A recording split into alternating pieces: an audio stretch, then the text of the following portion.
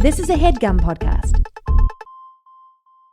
Dungeon, dungeon, dun, dungeon, dungeon, dungeon, dungeon, dungeon. Welcome to Dungeon Court, everybody. Dun. Supreme Crit Justices Murphy, Axford, Tanner, and the lowly bailiff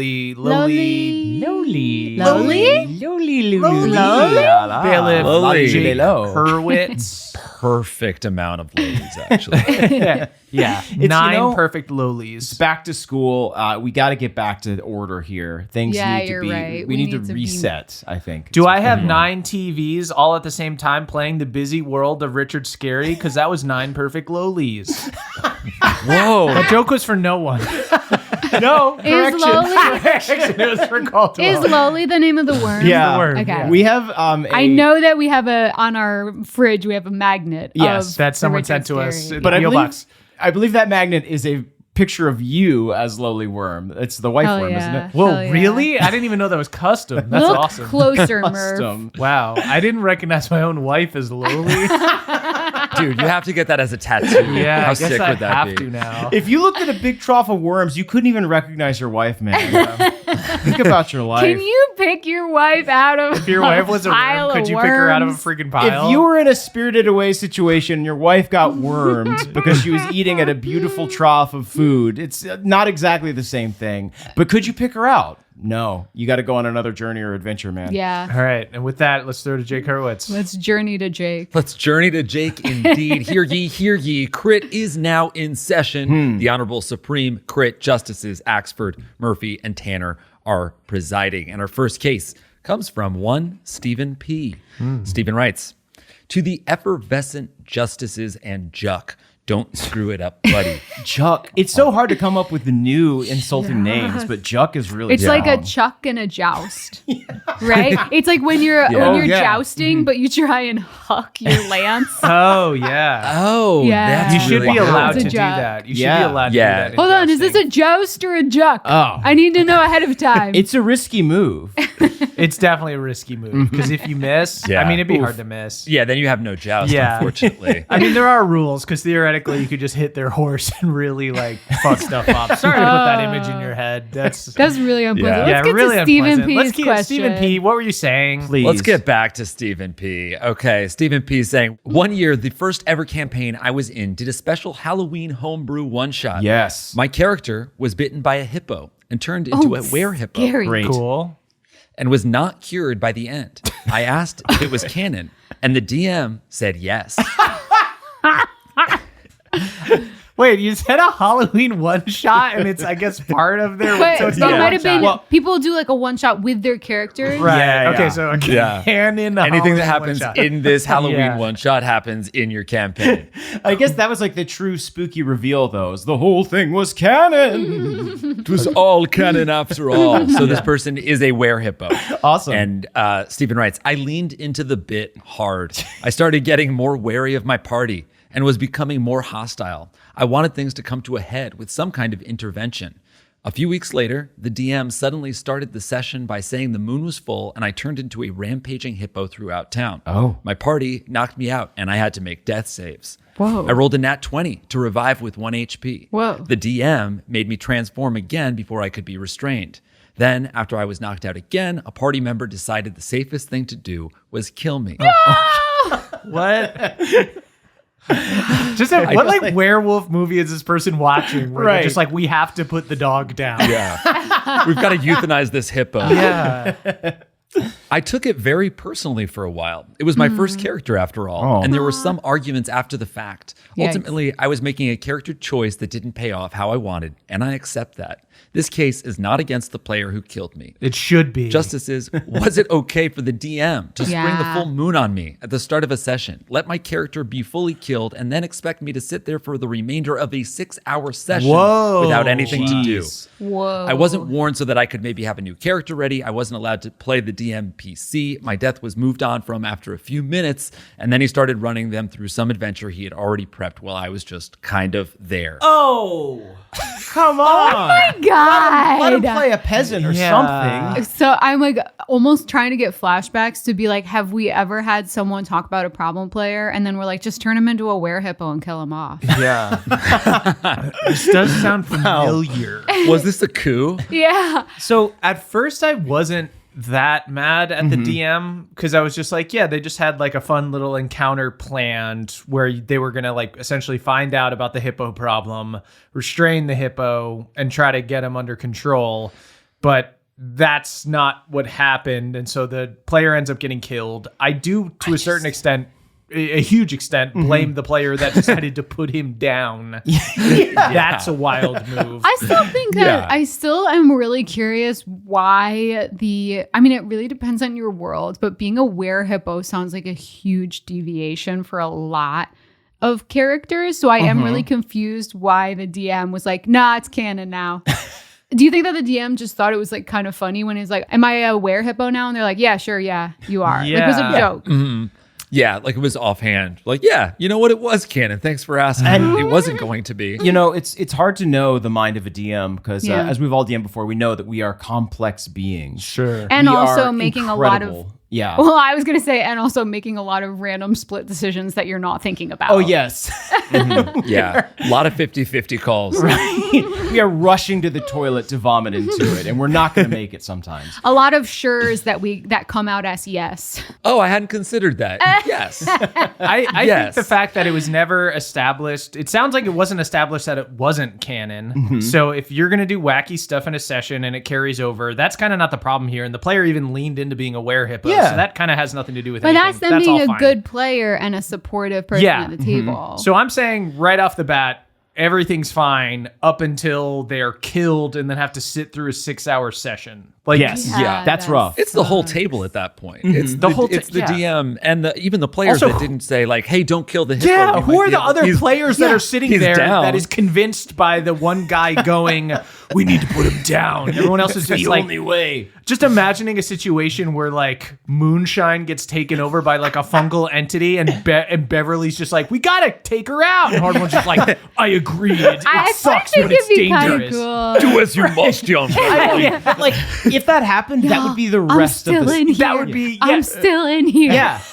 I think if we did that, that would be the same. It would be like a weird It'd be a funeral fucking scene. 10-episode arc. It Yeah. would be like the splitting That's of the all. party and then the ghost of moonshine haunts you. That would be like, that would That's not be cool. something you that's- fucking move on from. I still think though the like 6 hours without getting that player involved and they weren't allowed to take over a DMPC. Yeah. That to me that's is like wild. that's on the DM's shoulders. Minimum, you should be allowed to play your DM Switch 2 while everyone else is playing. Yeah. I think this is a major mistake on the DM's part too, because if you are a werehippo, right, or any kind of lycanthrope, and you know that obviously on the full moon you're gonna go nuts, you can like plan accordingly. Like Yeah. the moon does have a pattern. And that's like my big umbrage here. I don't usually have umbrage, but I am going to Yeah. bring a little bit Take of it. umbrage to the table. If Put that's on your okay. Umbros and take some umbrage.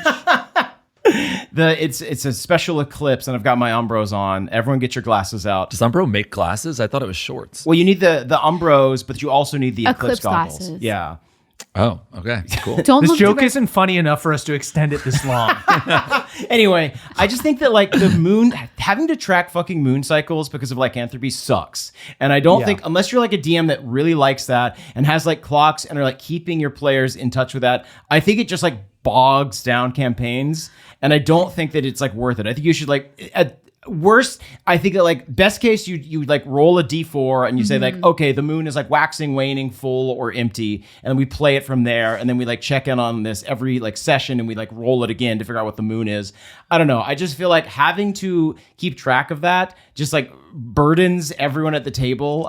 Maybe it's fun, but I think that it's just too much. Isn't It's too there a much. happy medium where you're like, okay, like ask the DM if you want this to be a plot point, you Yeah. have to say in 3 days, Yeah. the moon's Yes. gonna be full, right? Yeah, I like, th- I right. think So the you're problem- not tracking. Or start the session at sunset instead of nighttime full moon. Yeah. Session opens, the sun is setting and you know it's a full moon. Springing a full moon on a lycanthrope is fucked up. Like Right. you're automatically doing PvP that they're not prepared for. You're definitely aware of when the moon is going to be full if you're a lycanthrope. I don't think that gets sprung Yes, on you. Yeah.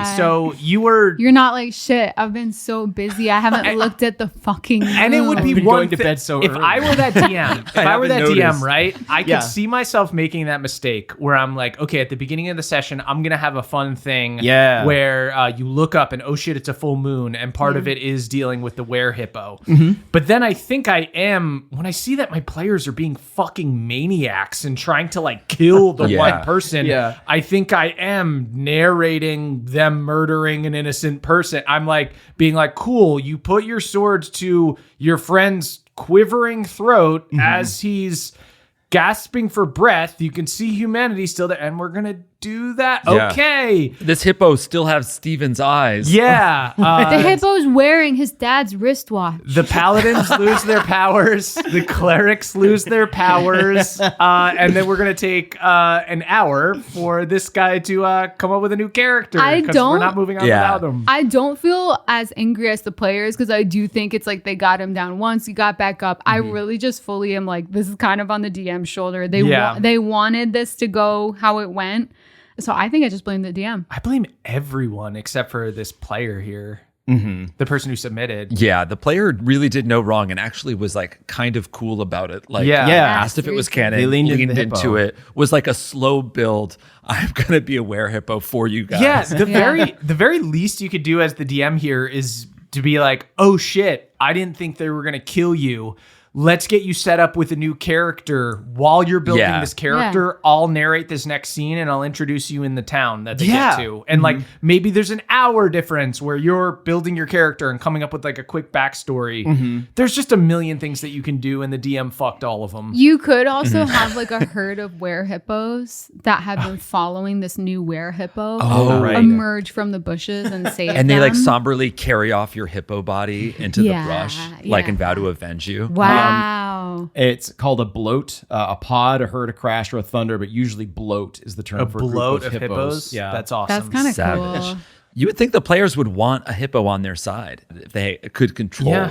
that lycanthrope. I know, but I think that this player was trying to play it earnestly, which the horror of lycanthropy is that you are unable to control yourself and you do things that you don't want to do, you know? So I think I think they were trying to truthfully play lycanthropy. I really think that the DM just set them up. You guys set up. Yeah. Everyone did a bad job except for you. I think it's pretty safe to say I'm down to rule against literally everyone else at the table besides this player. I think killing their friend is nuts. Wow. I think the whole table, and it can be varying degrees of punishment. Sure. You know, DM is like 75% at fault, but everybody else is maybe 20 and then 5%. Okay, I'm personally just going for the DM though. Are we a hung jury? Is this what a hung jury is? Is this what a hung jury is? You don't think there's anything wrong with the players putting down their friend after one encounter? But Where it they was- already have them restrained and at 1 HP? we don't know what this untrustworthy DM was narrating. Oh, You think that the DM was interesting. sowing... All of the verifiable plot points point towards the DM. So it could be. That's really interesting, Emily. All right. Well, because I believe the DM did say... All Oh my right. god, thank you so much, Murph. Can you guys leave? This is my chance. She's finally going to make her move. No, you guys can't get double married. It's not fair. You'd be too powerful. I guess I have two ring fingers, Caldwell. I can get double married. I guess the DM could have been doing the opposite of what I was doing, of like the guilt narration towards the players. Could have been like, you can see there's no one home behind his eyes. Yeah. Like they could have been doing that. Yeah. You're right. Okay. Yeah, And the he's player gone. could have been playing it if they were like trying to be truthful to lycanthropy. They could have been playing it with no humanity. Yeah. behind I would their say eyes. that the DM should have like had a moment where they're like, as you come back to, you have a moment before you transform where you're allowed to give a final plea to your fellow players or something like that. The DM was being certainly harsh here. So I think that this player is allowed to get double married. Can I ask Yeah. a question? Do we have ring fingers on our toes? Oh, Do we have ring toes? I don't think so. No. Well, I don't think they call that a they ring don't toe. call it a ring toe. They call it a big toe instead of a thumb. So it seems like they all have different. They all have their own different names. I Yeah, I think. guess So what's the name of the ring finger? The little piggy. The second This little piggy, this went little to market. piggy. Went to This market. little pig- So they're all little Yeah. piggies except for the big I think they're all toe. this little piggy. Yeah. Okay. They're all just little piggies.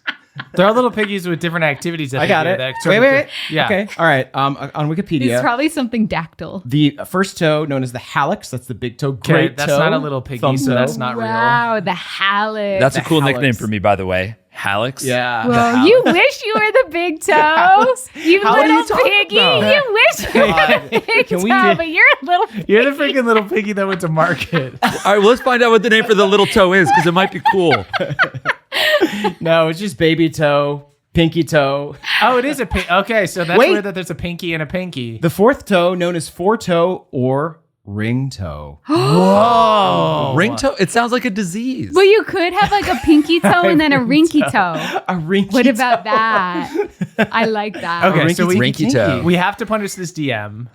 Uh-huh. Maybe throw them into a bloat of hippos. But what if they just had to wear a really fancy diamond on each rinky toe? Whoa. How uncomfortable would that be to dangle walk your around? rinky toes over a bloat of hippos? You have to go to a hippo enclosure and dangle your rinky toes. That's so dangerous. and so maybe put dangerous. a really valuable diamond Yeah. ring on your rinky Or they toe. love like smashing like a melon. Like you ever see a hippo just okay. like crush a freaking melon? Okay, Yeah, so dude, maybe right. take the expensive Put that with diamond your out rinky. of the ring socket and put in And put a an little expensive watermelon seed. melon. Hold melon seeds between your rinky toes. We got and it. feed the hippos. Can I get the name of the other two? Yeah, of course. Well, second toe is index toe or pointer toe. Pointer toe. I'm always pointing with my pointer toe. These are lazy I'm names. always pointing with my pointer Toes are toe. freaking rehashes of fingers. I'm gonna say They it. are. You're I'm gonna right. say it. I'm always demonstrating with my pointer toe. All right. And let's- what's the middle one? It's just Maybe middle it. toe. you have to fucking. It could have been Jim or something like that. Unfortunately, Jim? it's just middle toe. Okay. Yeah. There you go. That's a bad phalange. okay. Okay, so it's going to be a hippo toe situation. Yeah. So ordered, so totered. Zach C. writes, Aloha to the judges of the Supreme Crit and Barely Jake. Aloha. Thank you. Aloha. Not finally. less than Jake, barely Jake. Barely Jake. Whoa. It's kind of cool. Barely Hallex, you mean. You wish, little, With the Read. little piggy. Man, I want to go back in time and start a punk band named Hallux. There is a band called Halifax. Go on. Oh, yeah, they're good too. I start my defense with a question. How scared would you be if 24 horses ran past you? Not scared at all. I'm What? the fucking bravest So motherfucker scared. out there. Hallex doesn't fear anything. Haven't you ever seen Flow? It means that a freaking waterfall's coming. Oh my yeah. goodness. Yeah, I mean, it's Lion King all over again. I cooked up a scenario where a group of highly trained assassins masquerading as vagabonds were guarding the BBEG's base. Okay. My players sniffed out their disguise, but rather than fighting them, the bard cast conjure animals in an attempt to scare them away from the entrance. Okay. Cool. He at first tried summoning 8 horses and made them run past them. I ruled that horses wouldn't really scare a hardened group of assassins. You have 8 of them? This is kind of the clown problem. Hold on. Yeah. A hardened group of assassins, and the spell doesn't have any fear component. He became disgruntled at this ruling, and instead of switching tactics, doubled down and upcasted the spell, summoning 24 horses. Sounds like he tripled down. He didn't want them to engage in combat, so he just had them run around a bunch. Eventually, guards were called because of the horses running amok, and the players ended up having the horses fight the guards while they fought the assassins. Judges, should I have let their scheme work? What should have been a short obstacle became a large session-consuming argument. The player is still salty months later, and I wonder if I should have just let it work. This is so interesting because, like, really, Flow, the movie Flow, Yeah. does suggest that if you see 24 horses running, that you do need to worry about water It levels. was like deer in there. Oh, in yeah. it, right? Well, But yeah, still, any running horde of animals is concerning. It means they saw something bad. They don't just. I mean, they do kind of just run for 24 fun. of them. They don't really run in packs for fun. No, but anytime you see animals moving like that, it's like either there's a flood coming or a lion is about to commit regicide. I guess Like, we they have to do be run worried for about fun this. packs, like No, a pack not of wild a- horses. not a pack that You can't big. see them just. This is also D&D though, where like Yeah, there are true, horses true. Magic is everywhere. real. You're Like, right, like, you're right. A stampeding horse might not be of concern to somebody whose like job is to guard a castle. Yeah. Can I suggest though Yes. that like the animal kingdom is so magical that sometimes I want to ascribe its properties to D&D. Yeah, Because totally. it is Yeah. the closest thing we have to magic in this Exactly. mundane Thank world. you so much. There are ancient languages being spoken. Yeah. Yeah. No, look, I would be scared if I saw one horse walking by me. Yes.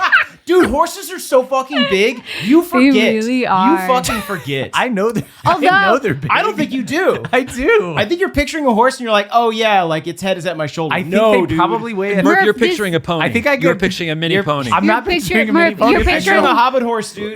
Murph, I when you're know. I picturing can this, picture a horse. when you're picturing this, do you have a coin in your fingers that you're going to put into the horse to then ride on it? yeah. To put it to it. Yeah, you're picturing your 'Cause that's a grocery store. hobby horse. Oh, I was thinking about a hobby horse. Yeah. Yeah, you're right. I was like, it's plastic. It sits in a grocery store. I am not allowed to ride on it because I'm an adult. Oh, but you guys are talking about real horses. No, okay. Yes. So I do think like these players have to understand that the DM has a lot of, and the NPCs have a lot of the same information that the PCs have, which is that they live in a magical world where people cast spells. So if you're guarding something, the idea that just seeing like non-threatening animals run by Yeah. could very easily be a magical trick, which it was. I guess if you want to be totally above board, a lot of times what I will do in these situations is I will literally roll in front of the board. I think I would flat out tell my players, hey, they know that spells are real and that there are druids, so they're not going to be fooled easily, but I'll let them do an insight check, and if they get a 7 or higher, they're going to sniff this out for what it is, and then I Right. roll it in front of the Yeah. table. I think handling it that way is a lot better than just kind of having an argument about it or just like hand waving it and saying it Yeah. doesn't work. I'd make the DC higher because by that logic, there's so much illusion magic that has built into it. If you want to realize that this is an illusion, you have to roll like a 15 intelligence save, right? Right. Is it an So- illusion? I think that isn't. But this a is real.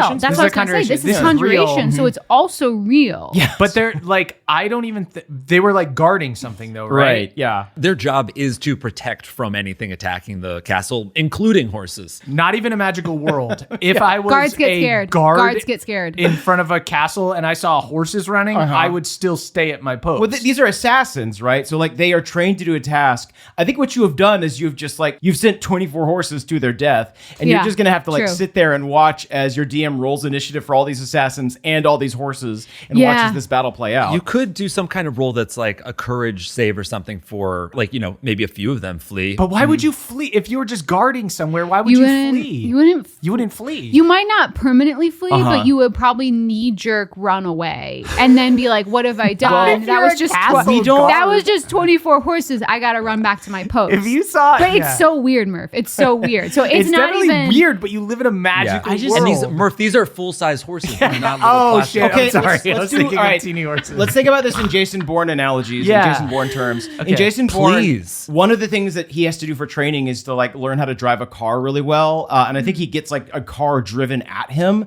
So you have to imagine that assassins in this world have undergone horse training, where As- horses are just being driven at them nonstop. as part of his training to learn how to drive. He gets Well, no, as part of his Chased CIA by a training, car? as part of his training to become a spy. an Oh, operative. okay, okay. Yeah. Let's put it in fantasy terms. Just imagine That's them. also I mean, Jason Bourne is a fantasy. It's a Sure, fantasy. it's a yes. It's a my male fantasy. power all, fantasy. He's specifically all of our fantasy. Specifically, I don't specifically care about Yeah. Jason Bourne that much, so it's more of a you guys But thing. there's an active there's a password for each of us that will unlock our Jason Bourne abilities. We just haven't discovered it yet. But just Whoa. imagine the guards of like Gondor like standing at the wall. Yeah.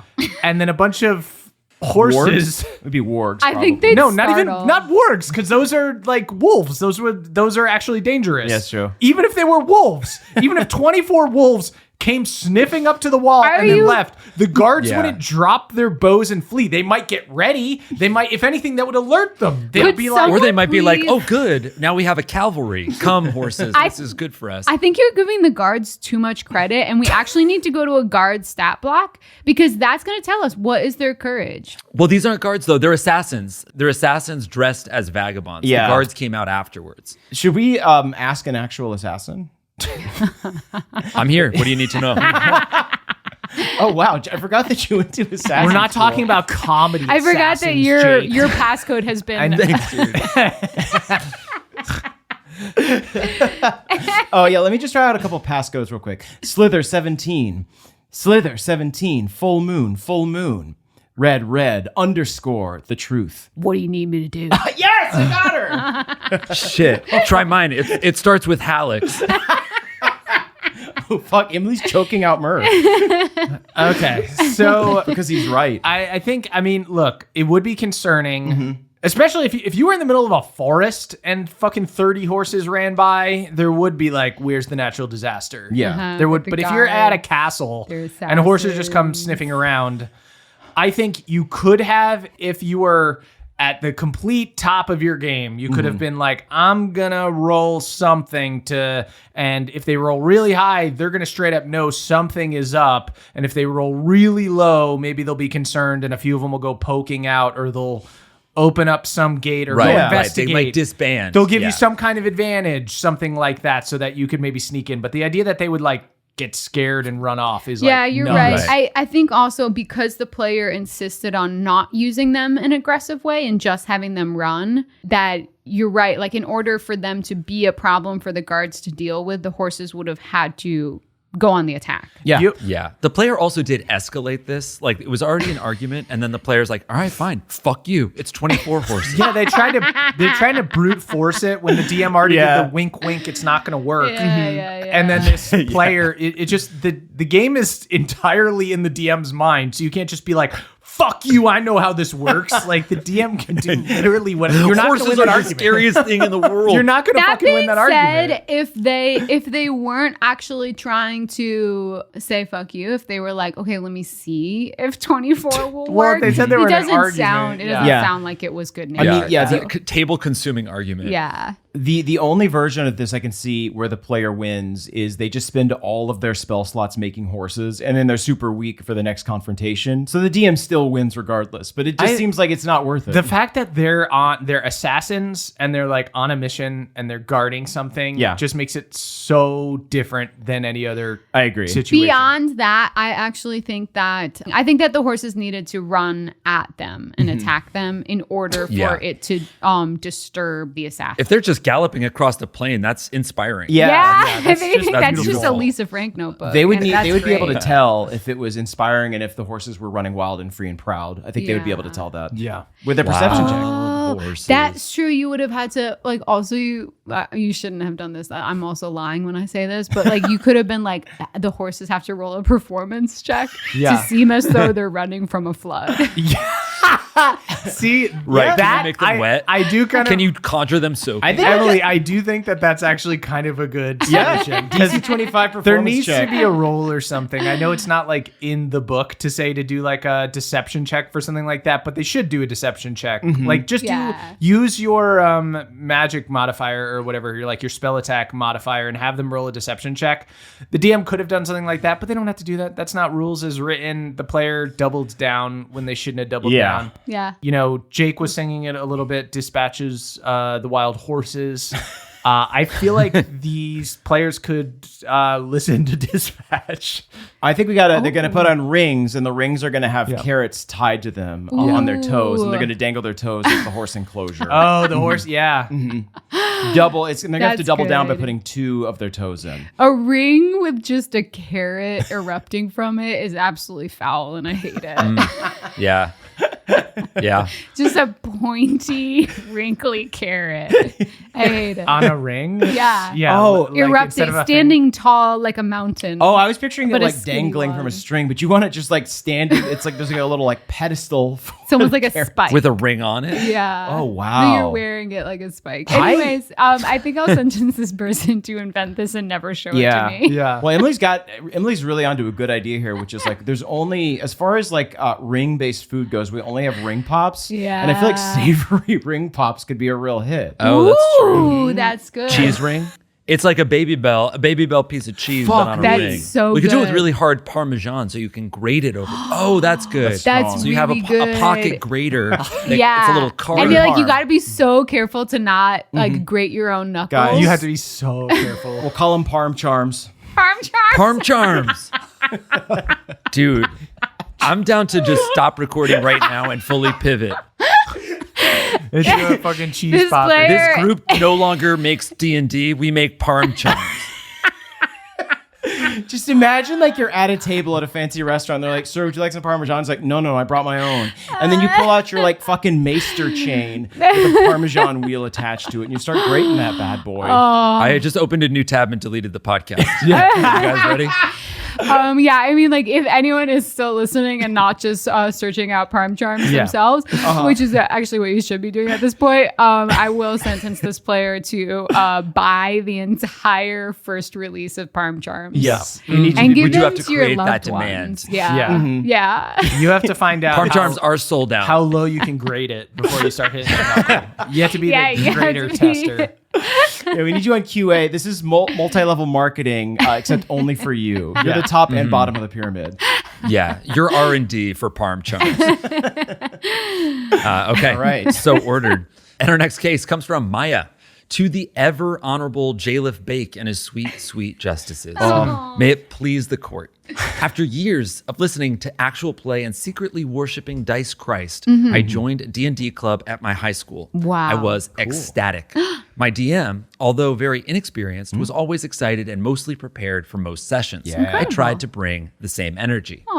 Unlike the other two players in the club. Tisk tisk. One a rogue and the other a paladin. Let's call them Huey and Dewey, respectively. Why does it Okay, feel like so it's always do a we- rogue and a paladin? So wait, okay. So Jake, I'm gonna need you to switch these around because Huey's kind of more of a paladin than a rogue, and Dewey's kind of more of a rogue than a Okay. paladin. I didn't know they had So if identities. you, well, he's Okay. kind of the leader and whatnot. So let's Dewey and Huey? Yeah. Let's call them Dewey and Huey. Thank Thank you. you Okay. so much. I guess respectively still. Yeah. Okay. So just go ahead and do a find and replace on that, and Or get we that could even sorted do, out. let's call them Huey and Dewey irrespectively. And that actually totally Yeah, works. that's Wow. great. Yeah. Great. It's Okay. a little harsh, but That's I'll allow it. Yeah. awesome. All right. They were clearly friends outside of the group as they would text during sessions, watch TikToks loudly, and pester Oh. the DM into Boo. submitting to bits that railroaded the campaign. This is what we imagine happens at teenage D&D tables, Yeah. and they're just playing into it. Are teenagers becoming teenagers again?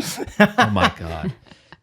Since I'm switching these, Huey was consistently mentally absent from the campaign, while Dewey was unfortunately tuned in. Okay. Oh. Oh. My issue comes on session date 4, Your Honors. We were both paladins. I don't know why either. And I asked Dewey, It's the start of a Wait, beautiful so romance. Dewey or Huey, Jake? Huey, I'm doing the Okay, switch. great, I'm doing the great, okay. live switch. Yeah. You have the start of a novel right there with that line, by the way. We were both We were paladins. both paladins. I don't know I why. don't know why. And I asked Dewey who they worship. They said, Wait, no, Dewey should be the rogue. Murphy's going to be. oh, wait, what? I thought you switched it. I did. We were both paladins. Murph, so wait, me and the player were on the same side. Huey was already the paladin. I'm Murph, so you're sorry. derailing This this. I am fucking derailing Emily this. behavior at best. Huey's the paladin, Dewey's the rogue. Caldwell behavior. We're Yeah. moving on. We're moving on. Okay. We were both paladins. I don't know why either. And I asked Huey who they worship. They said the DM. I'm a slightly confrontational person, so I said that this wasn't possible. The argument escalated to Huey shouting at me, defending their stance. I prostrate before the court and ask, is the DM a reasonable answer? Was I too strict on the new players? For the record, the DM agreed with me, Your Honors, and after that evening, I stopped attending the club. Whoa. Okay, well, it does sound like it got more dramatic than it needed to. Yeah. I would say if the DM was on board, then the idea of worshiping the DM is like worshiping a creator deity. Yes, but it does Yeah. seem like What if the Huey DM refused to put any flavor on this. Yeah. Huey refused to absolutely put just like even a speck of salt or pepper onto this idea. Yeah. They served it up bland and cold. Yeah, it's so weird to so aggressively not want to give an answer that you double down like this hard. Yeah. Yeah, again, they're leaning into the teen behavior. Yeah. Yeah. Although, I don't know, if you're just joining a club and maybe you don't know people as well or Yeah, something, yeah. it is a little bit of a move to really belabor a point that maybe isn't. I mean, look, if Huey is constantly praying to the DM and is constantly making weird meta jokes and being annoying, then I could see how that could be bad. But if someone was just like, I insist on making this joke for my god or something like that, I would probably just be like, you can't really do that, can you? Shouldn't there be like a pantheon? And then once they said no, that's what I'm doing, I think I would probably just go with it until they forgot that they said it, which it seems like they would. yeah. If I can think about myself in high school, if anyone so much as laughs in my general direction, I'm doubling down on that Yeah. joke Sure. forever. True. But as soon as someone says, hey, that's not funny, or we don't like that anymore, I'm shutting up for the next week. So like, Yeah. I can't get into Huey's mindset here, is what I'm getting at. Do you I can't know- get between that feathery skull. Do you know, I think that maybe you were bringing in some of your frustrations from Huey and Dewey's general interaction so far. And this one moment maybe like didn't need to turn into this, but maybe everyone was just hot to trot because there was tension from them Right. watching TikToks. Yeah, it had reached a boiling point, and Yeah. this was the thing that set it all off. Yeah, this is like there's a heat wave and everyone's kind of on edge. Yeah. Yeah.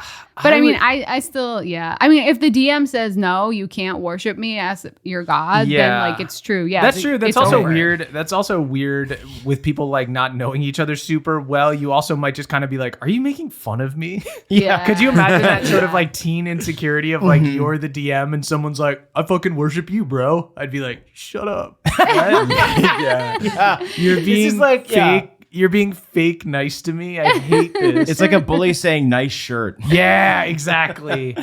Oh my God, I got a compliment from someone who worked at an ice cream store the other day, and it was a teen. And I spent the next like 20 minutes being like, I think they were secretly making fun of me because I was wearing a big sun hat, and they said, I like your hat and your dress.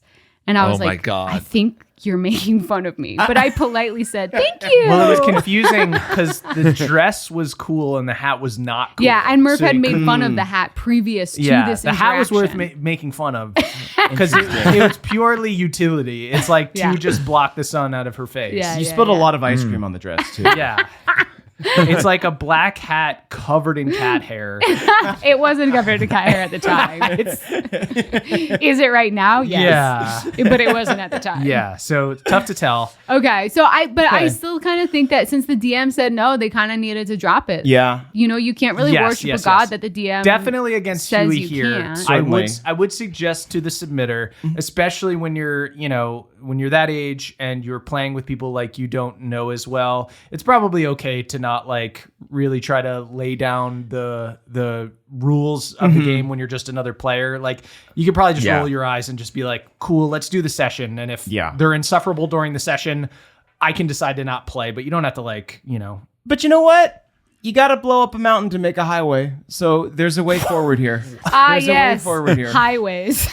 I love highways and I fucking What could hate be mountains. better?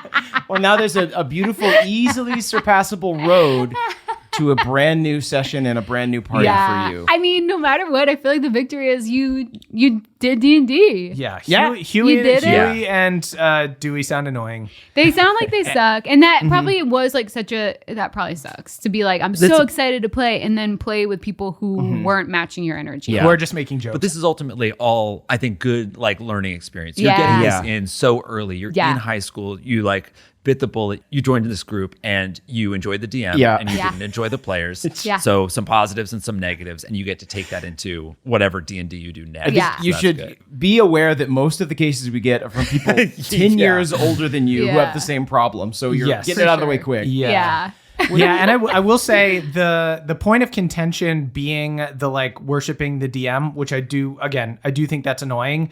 I think it's an even bigger point of contention that they're sitting there watching fucking TikToks and texting each other. That to me is way more annoying. So we're gonna need some employees for the Parm Charm pop up. Yeah. So Huey and more Dewey. like unpaid interns because they can get high school credit. Huey, we can pay them in Parm. Credit. Yeah. Right. Yeah. It's literally cheese. You're here to make some cheese. That's great. AKA wheel grate a some week. Parm Charms. Yeah, cheese and credit. Summer job. More credit than cheese. Making Parm Charms for cheese. Okay. Cool. See you at the height of summer when this all kicks off. Perfect. Oh, So that's going to be a ordered. perfect time. Yeah. Everyone's going to be craving Parmesan mid-summer. There's no AC in the building. It's cave aged, so you're gonna have to go down a set of steps. Well, and the stench is kind of the guerrilla marketing. Exactly. Ooh. Right. Wow. What do you smell like? I want to smell like that too. We want our store to be it's my stinkier. Parm Charm. Oh, that odor? That's just my Parm Charm. Pulling it out of your pocket. Never leave home without it. Great, great, great. I have one on my rinky toe. I almost forgot about Rinky Toes. Can't. All right. Okay, our next case comes from Alex F. to the Honorable Supreme Crit Justices, which unfortunately includes Jake, as this is a case coming out of Boston. Hell yeah. Whoa. I think I was disbarred, to be fair. You were disbarred at the end of the show. Yeah. I bring you the case of the unobtainable spell components. This case comes from a Strahd campaign where I am playing a nature domain cleric. I had prepped ceremony, which was approved by the DM, and I attempted to use it at the church when we were burying the burgomaster. Strahd spoilers abound. Wow. Okay. The DM, but not farther than Guys, we don't played. listen. I think we did this part, though. I think we did this You know part. what's gonna happen next, though? We did the burgomaster. If they go to Argynvostholt, what's gonna happen? The DM told me the spell didn't work since all of our silver disappeared when we crossed into Barovia. After a back and forth, I asked to just switch out the spell for another since it wasn't usable, but they wouldn't let me. It wasn't that big of a deal, but I always felt a little slighted that the spell was approved and I wasn't allowed to use it. Was this fair play by the DM, or should I have been able to provide a proper burial for the burgomaster? Okay, I know that Caldwell has been pretty intimate with Strahd recently. Is there a thing that says there's no silver? I'm gonna have to double check. Yeah, I know it's incredibly Yeah, you don't dense. lose literally every single. You lose like your wait. We lost our gear, But that was because more of a we're- narrative thing. Yeah, Yeah, we're that was the because we were, Trinity like, Bell over leveled. triplets. Yeah. Do you in Strahd like show up naked like the Terminator? I've read the beginning so many times. I do not remember the specific passage. There's a chance they're playing like a 3.5e version of Strahd where that is brought up. But why would that was another wild thing I found out when I was like researching Strahd. Is like there's like multiple versions of this, but I do not remember this coming up. Okay. So let's go back to this person was a druid. Oh, nature cleric. They're playing a nature cleric. So this person's playing a cleric. They prepare their spells for the day. They're not really asking, like, can I know a different spell that I didn't know coming in? They're saying, instead of preparing this spell that you told me I could use, which now I find out that I can't use, can I... What does burial get you for the ceremony spell? I'm trying to think what the heck this DM... There's one of the things you can do with ceremony. You pick from a bunch of different ceremonies that you want to do. One of them is funeral rite, which I presume is the one that they're doing. You touch one corpse, and for the next 7 days, the target can't become undead by any means short of a wish spell. Oh, so probably this DM wanted the burgomaster to become a vampire or wanted them to become undead in some capacity. And maybe this stood in their way. But ultimately, if the DM told you... I mean, look, there's a mea culpa route where they're just like, yeah, I'm so sorry. I told you could and I was wrong. And then at that point, you just let them start. That's what I'm saying. That's why I don't trust the DM, because I could, if there is a world where they're like, your silver specifically disappears because they don't want you to have any ways to fight werewolves and vampires. So Strahd would control that. Yeah. So that might make a lick of sense. If you do have plans for the burgomaster to come back as a vampire or something, I think that's fine. But I do think you would clear that with the player ahead of time. When they say they have ceremony, you'd be like, cool, but you have no silver. And then, like you're saying, as soon as the player says, okay, if I can't cast that, can I cast something else? You say yes. Yeah. It's just so unfun for no reason. If you were planning on having the burgomaster come back as an undead, a vampire, a ghoul, something like that, and this cleric goes through the proper ceremonial rite, like almost susses that out, you're like, great, you had an impact on the world. Now they're not going to come back as undead. Yeah. Isn't that This like should the be whole point? rewarded, if anything. Yeah. Also, I've been researching. This is like totally a homebrew. I'm like almost 100% positive. Really? Yeah. Because like there's a very limited supply of silver in Barovia for obvious reasons. But like I don't think that unless you got mugged on your way in, I don't think you should be missing your silver. Yeah. It's also such a... Wow, so they really went out of their way. I get it. I think they had just an idea of what they It wanted says to happen. 25 gold worth of silver, which is, it's just not that crazy for, decently leveled characters. Yeah. I could see, like, the only thing I'm like a stickler about components for would be like a revivify, because that literally brings someone back to life and it costs like, it's like diamonds worth 5,000 gold. Yeah. You don't want people to just be able to do that. And then stuff like Hero's Feast, which like really sets up your players to be super powerful. This is just like, man, I don't know. Your player made a cool move. Let him do it. If you go through all of the like treasure available in the starting town, I think you could come up with enough silver. Yes. To cast this spell. Like literally like in the book, it's just like, if you like overturn this chest, you'll find this amount of gold. Like there is treasure in Strahd. Sorry, I didn't give it all to you. Fuck. I'm going to start overturning chests. Gotta break every Onyx vase. overturns a chest. I gave you so much already. You took everything from Ismark. I think this is, I honestly just think that this DM, I don't know if they're mad that you almost like figured out something they were planning, or if in the moment they were a weird stickler for a rule that they made up. But either way, they were wrong. They should have just let you. Yeah, if it was the could've- first case and they have a plan for Burgomaster to come back as a vampire, then they should have let you do a different spell. Or they should have just been like, wow, good call that you did that, because as you cast this spell, you see that he was turning into a vampire. Yeah. Just, okay. Yeah. So I think we're sentencing the DM. Certainly. Yeah, they're taking their toes to the zoo. You better believe it.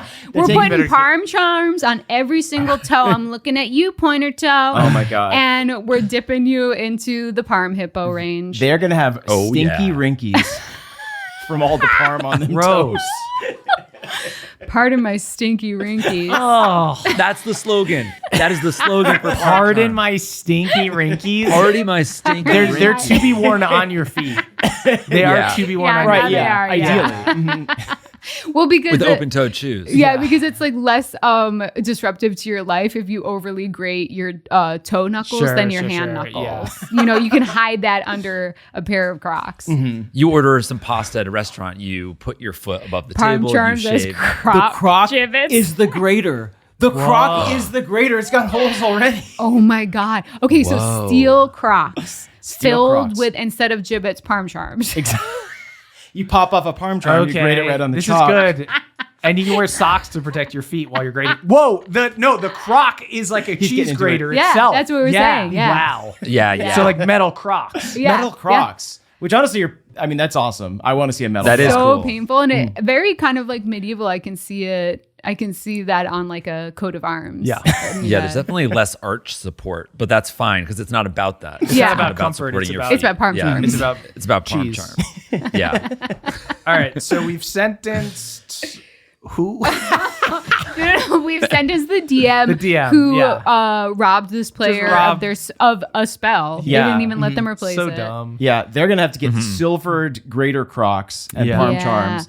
Maybe they're sort of the guinea pig for the parm charm metal Crocs. They're on the street team. Yeah. You got to break them in. Yeah. Yeah, we see. Break Yeah, 'em you in. break in the metal Crocs. You got to ride the bus in these things.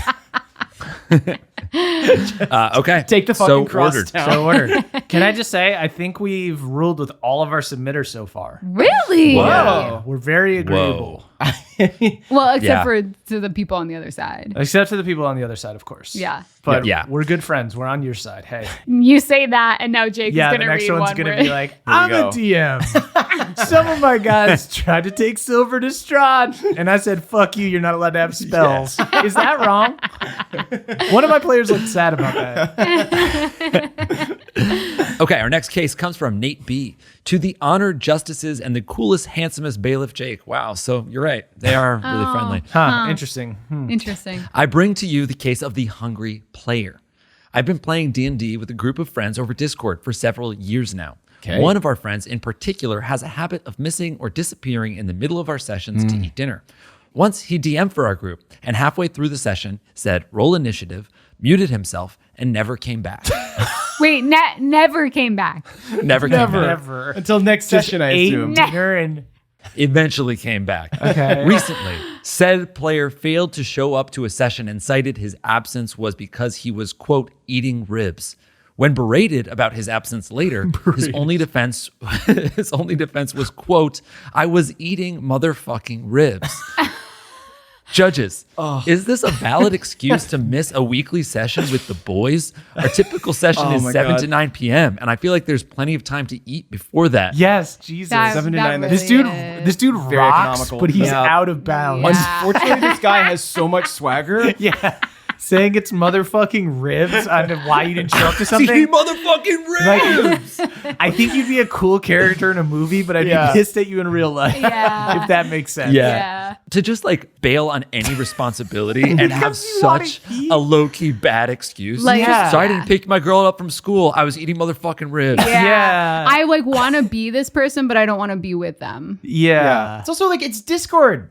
It's easy enough to mute your rib munching sound. No, This is- if I do understand them wanting to put space between the Discord and the food, because otherwise our thing could have been this person is always slurping ribs. Yeah. This They is tot- forget to mute themselves. Well, this is Unfortunately, the rotisserie chicken problem back in the but day. Do you it's remember been that? but they've heard the modification, so Right. they're leaving. But the rotisserie chicken person was eating at the table, which I think is much less egregious than what this person is doing. I actually Yeah. really am impressed that this person carves out such focus and single-mindedness for a meal. It's unfortunately king behavior. The rest of us are always. I'm never just. they're eating. not. I'm always The problem pairing is it with that other this dude things. is not carving out time for a meal. Is having to do it.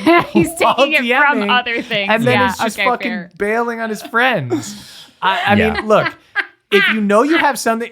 Like I have a hockey game tonight, right? Yeah. So from 7 Brag. So from 7:30 So you're loading up your hockey bag to with 9, ribs. Right. I'm not gonna eat ribs. Murphy's Like stretching as we speak. I'm gonna eat fucking before that. You know what I mean? Like I have to Your just like enemies. change a time. I'm gonna eat my well, enemies. I would argue 7 to 9. That's kind of. That's dinner time. 7 p.m. That's is kind prime of dinner rib time. But you can I also you actually can also eat at disagree. 6. Well, I mean, Personally, yeah, on that's a not dinner time personal for my level. family. We eat at fucking 5:30 because I have small Yeah. children. But Yeah, like, I also love a eat at like 5:30 5:30 or dinner. 6. I love eating yeah. at 6, and I always have. This is not an aging thing. But I would say that like you've definitely got time beforehand, but also like if you just got off of work, I'm playing the devil's ribvicate here. Just I have to. Yeah. You can eat fucking in 10 minutes. Like I think if you're gonna do this, the excuse just has to be a little bit better. You could be like, I'm so sorry, I was busy at work all day, I didn't get to eat. yeah, if I'm you so pause, sorry. if you're literally What I in a do Discord for- game and you're like, can we take like a bathroom / dinner break? I'm gonna freaking hork down some ribs right Yeah. now. I'll Wait, be back guys, in It's 10. the callousness. Do we think that his job is eating ribs? He could be a professional Oh, eater. Yeah. he could be a Working at it. cartoon pig mascot Yeah. that eats the ribs on the sign. Yeah, Could be a good ribfluencer for Parm Charms. Ooh, that's really. This is our true. spokesman. Great. Okay, I maybe am not the most experienced. Grated Parmesan on barbecue is not something I've encountered. Not yet. Not yet. Okay, Not okay. yet. So we would All right. we would be blazing a new path with that. Yeah. Well, the beauty of Parm Charms is that they're good with every meal, Yeah. including ribs.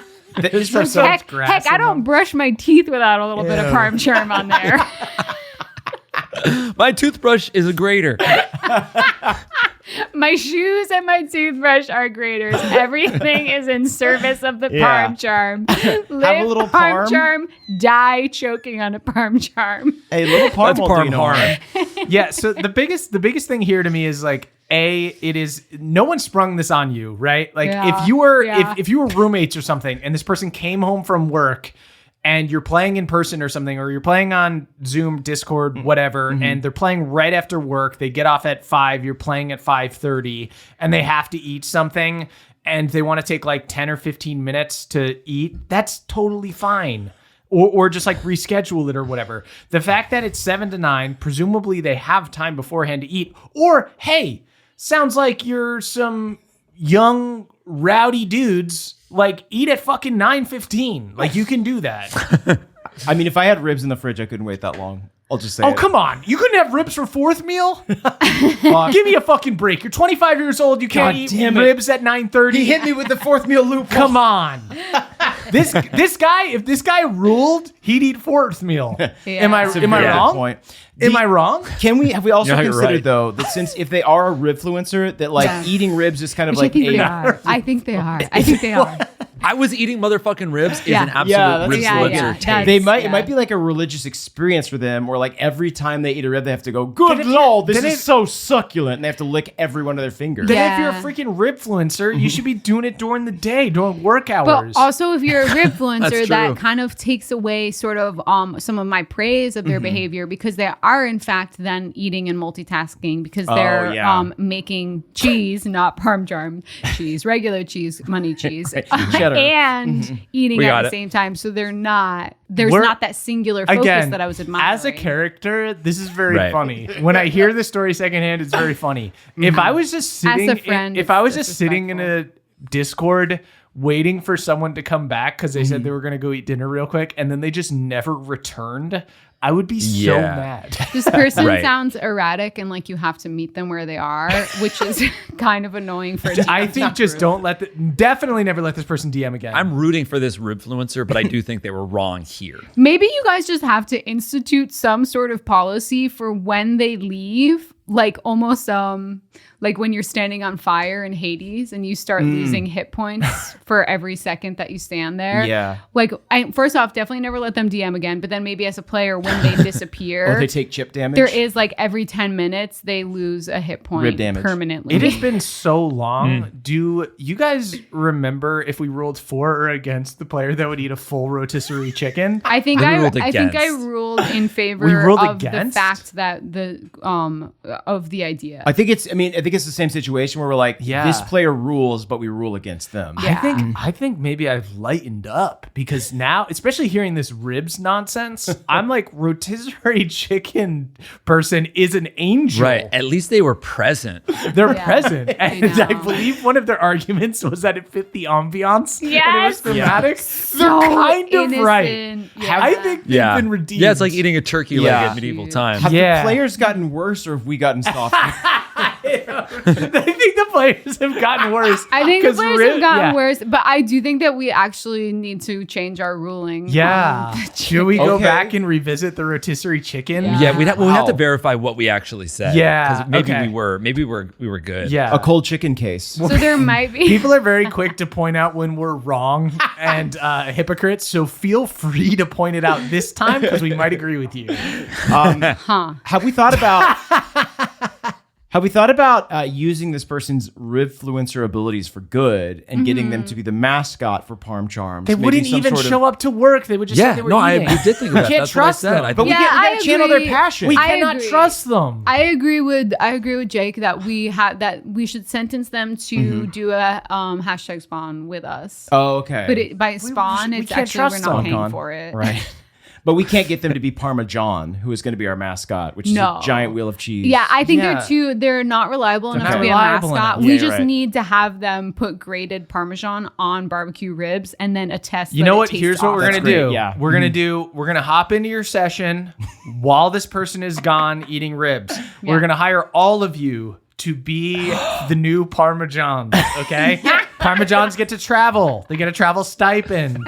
They don't get a paid Parma They don't get paid other than that. Why do they get to travel, Murph? Why? Because we need Parmejans in every state. They have to take the crosstown So bus. if we need them in every state, why don't we hire them in every state? Well, we are. They're on Discord. Presumably, they live different places. Right. We have to. I don't know what you're not following here, Emily. Parmesan.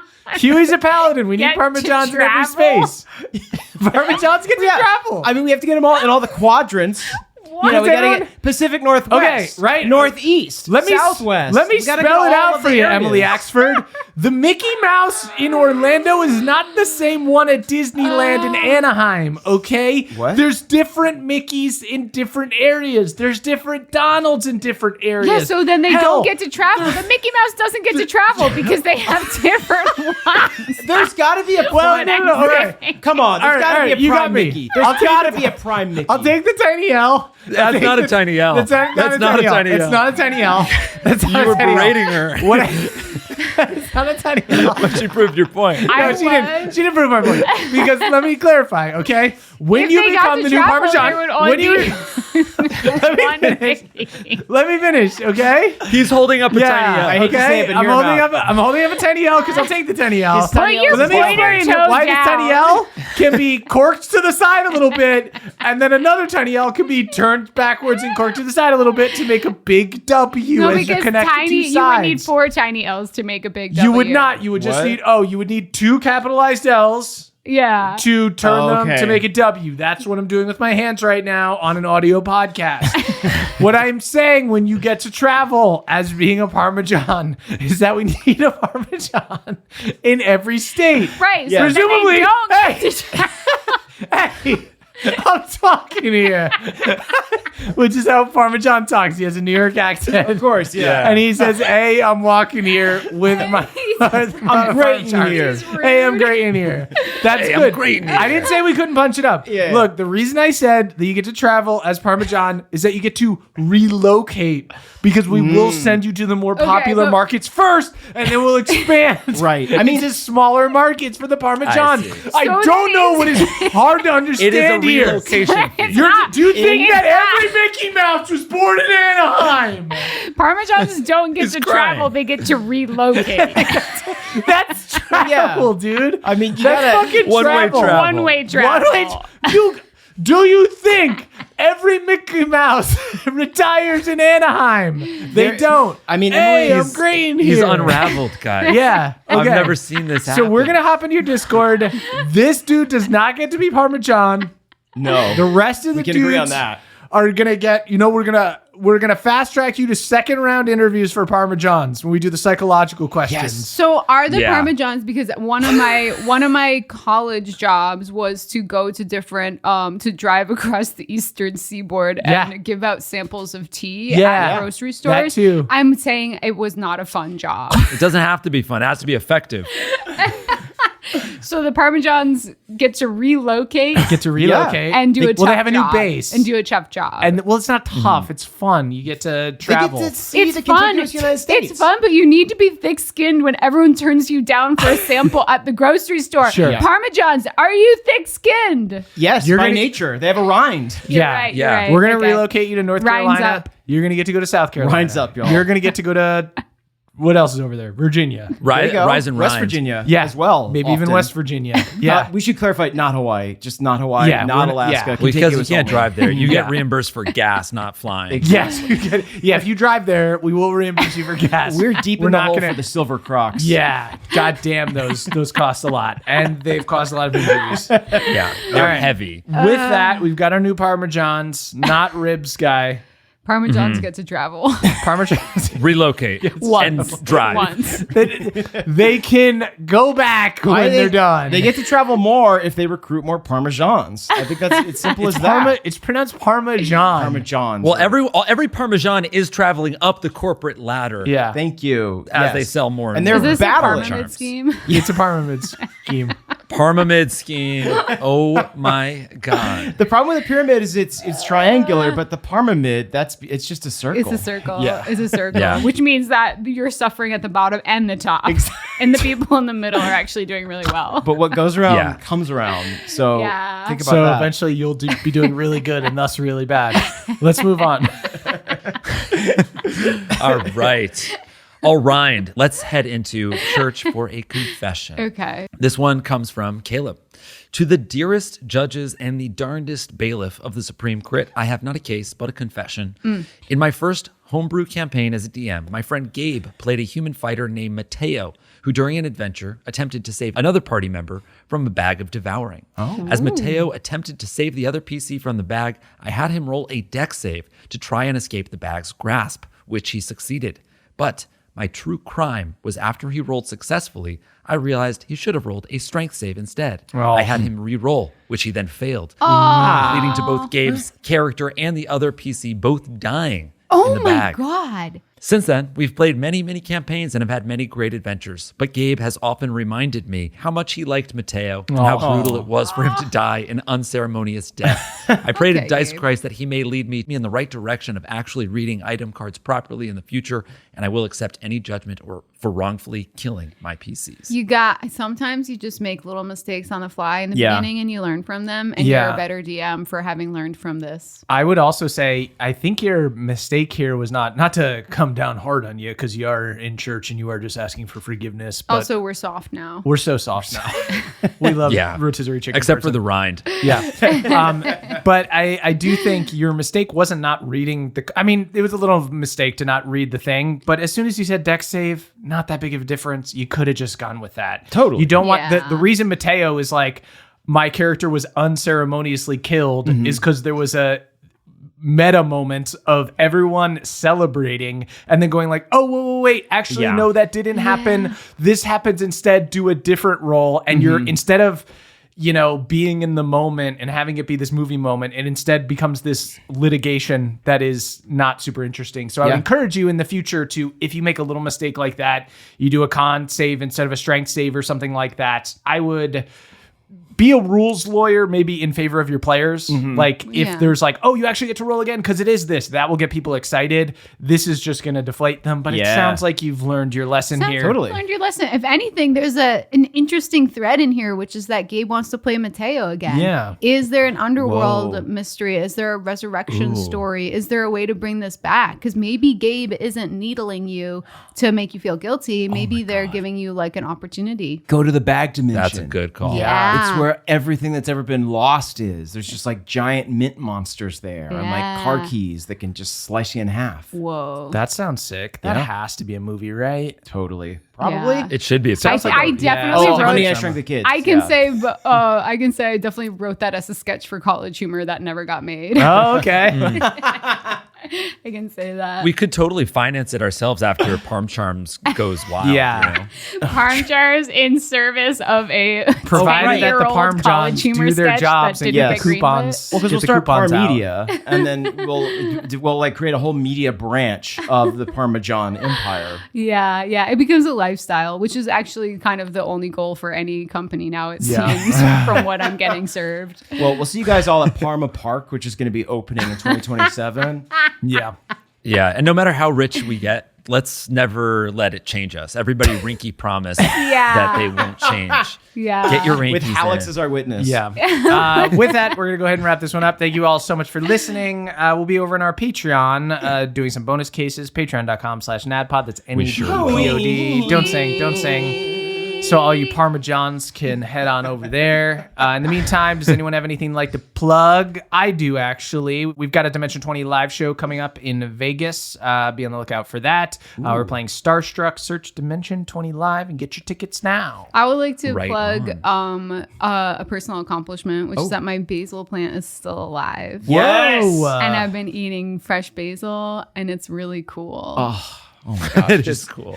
Just It's nibbling really cool. basil triumphantly. That is really cool. Badass. You don't have to brush your teeth anymore. Your breath's so fresh. But I do just to get some parm charm before bed. Yeah, just to get a little Right. sprinkle in. I would love to plug our P.O. box. We've got some wild and wacky stuff that has arrived there of late. Someone sent us a huge box of TV show DVDs. Whoa. Literally like a foot-long stack of loose DVDs. Wait, what is like an example of a I show think that that's they're in there? sending it to you. Yes, no, they were sent to me. All perfect for flipping. Oh, to flip. Yes. Jesus. We've got Friends, Grey's Anatomy, House, and more. It's like Okay. any Yeah, show just- from the early yeah, 2000s yeah. you can think of. It's all there, ready for flipping. So thank you for Wow. that. Thanks for that. Let's see. Jordan W. sent us some hand-drawn magic token cards featuring our C3 characters. Awesome. Oh. Very cute. Brock S. sent us a Sebulba action figure. Oh, yeah. Good God. I placed it in a prominent place. Right? In a place of honor, yes. And Ginny and Justin from Maine, just to bookend this, sent me Caldwell's Mother Flipping Disc, a 5-inch metal disc perfect for coin flips / destroying tables. It's super thick. So thank you all for that nonsense. I appreciate it. Awesome. Hell yeah. Check out my Substack, substack.com/@JakeHurwitz. Sweet. You can follow us on social media that we may or may not use at SageFirstMe, at Caldis Caldwell, at Experts Emily, and at Jake Hurts is Jake. And you can chat about the show online using hashtag NADPOD. That's NEDDPOD. We are the youth of the nation. We are the youth of the nation. Dungeon, dungeon, dungeon, dungeon, dungeon, dungeon, dungeon, dungeon, dungeon, dungeon, dungeon, dungeon, dungeon, dungeon, dungeon, dungeon, dungeon, dungeon. It's the end of the show, everybody, and that means I need to shout out our benevolent council of elders, starting with Brad D., Jeffrey S., a.k.a. the Lord of the Fjord, Later McSkater, Matt M., Cutter W., Jeff C., Daniel G., Danielle the Dastardly Dame, Carpe Liam, Victor T., a.k.a. Balnor's Boy, Hoyd's Friend, Justin I., Danny Danster, TJM, Trele the Cray, Christopher B., Daniel, Say My Whole Name, Rohi, Jordan L., cyborg version of Josh the Kobold, Targot, Stevie Wags, Hellish Rebuker, the NBDM PhD, Princess Yar, Jory S., Jack L., Nicholas C., star of every film ever made in Bohemia, Mike H., Alka Smeltzer Plus, Great Value Gemma, Tyler F., Carbro Chapel Hill FPV, CC Lulu, Bald Bearn, Hercule Poirot, the Rabbit Folk Detective, Timmy R., Jake's Jerk Jelly, hashtag CCC, Cass Skateboard Cass, Stephen C., Just Lost the Game, Nick W., Nico, the underpaid English teacher, William W., Big Bad Beardo the Mad, Eric McD., Ananarema, Percival Frederick Stein von Musel Klosowski de Rolo III, J. Dragonborn, Guardian of the Vibe, honoring the cock. Impressive Dongle, Ben A., Dave H., Not That Nick, Danny F., Hawkeye Pierce, Big Bad John, DPC is Awesome, Sean, the Shade Tree Mechanic of Zelboldar, Summer Rose, a.k.a. Grand Tear, Mark, the Dark Lord's Taint, Cat C., Misa of House and Zunza, Ariel, the Occasional Mermaid, Selena N., a.k.a. Valet Sea Raptor, B. Perky Always, Bonky Fiasco, Pat L., Lauren H., Serve 16, Annie the Feywild Therapist, Pierogi Frenzy, Salil, Bioquart 7, Ember Dextrous, Bean Rat Was Innocent, Trub Hopdropper, Jack H., King of the Mole People under Iron Deep, dressed in blue and fighting his way through a bracket-style tournament, Valen, Podge, the Bitchin' Bunny Bard, Druidic Peyton, Carlin C., Noah the Bullywug Boy, hashtag Honor the Cock, James G., Everything Bago, the Eladrin who just wants to hang out with his pet badger Stripey, Han, Eric B., Marcos, PhD, eventually, Learns the Balanced Druid, Frida M., Maggie, Holly the Green Laughing Hyena, Grimwaller, Executive Chef of Bohemia, Aaron B., Russell H., a monk named Dilgo, yes, the whole thing, yes, every time, Cody C., Lorelei the Succubi, and Kyra the Succulent Snack, your friendly neighborhood Yaunt and Yuncle, Andrew and Sid, soon-to-be education specialist, John A., James F., Wayfarer now has to do something with the trolls, get rid of them, turn to page 42, keep them, turn to page 69, Oreo, Barpo Goodbarrel, Barbarian, Garrett G, aka One Big Curd, Charlie Brown's best friend, Renee the Monster Captain, Olivia the Enchanting Bard, and Jared the Soap Opera Cleric are now performing ballads from the Age of Stories. Blue Ash, FICO, Garrett the Artificer, Anthony the Raddest of Dudes, Jay, K-Guard, Fancy Matt. The fairies have returned to debauchery and must now go to the carnal corner. Cantrip Dumbledore, the bear onesie-wearing barbarian. Lexi H, MJ, the BFG. Roger L, No Drog, the Pass of Fist barbarian. Jean-Luca, Leon K, legendary hero of Bohemia from a future campaign. Shenanigans O'Connor, Mios the Great. Joshua S, Alexander, Linz W, Sky the Wise, aka the Lone Dungeon Master, the Spud Fucker himself, Johnny Dude K, the Mischief of Nadpod's Familiars, Pavu Escadar, the Goliath Paladin providing service with a smile. Kit and their cat, Jake Well Murphy, Tim M, Dragon Knight 86, Tiles L, TR, MLG Cheeto, Shell Beach, summer variant of Shell B, Kenna's first favorite sprite girl, say Shello, Turtles, Spudfuckers, Crop Tops win.